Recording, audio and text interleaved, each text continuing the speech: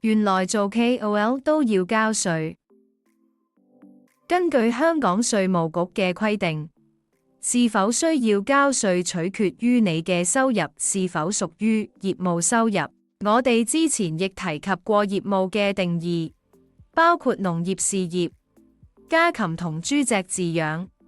任何公司將任何場所出租或轉租俾任何人，任何人根據政府以外嘅租約轉租自己所持有嘅任何房屋，都屬於業務收入。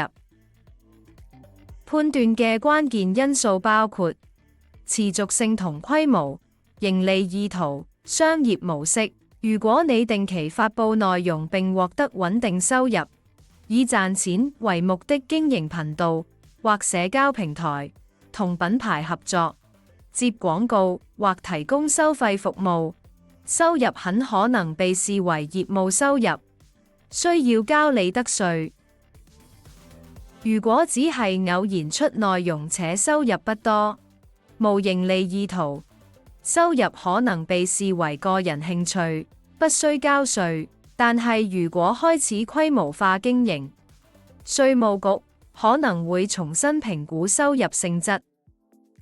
提提你，如果你以賺錢為目的並持續經營，好大機會需要繳納利得稅。記得保留所有收支記錄，並按時報稅，避免唔必要嘅麻煩。如有興趣了解更多資料，歡迎透過以下方式聯絡展群志祺。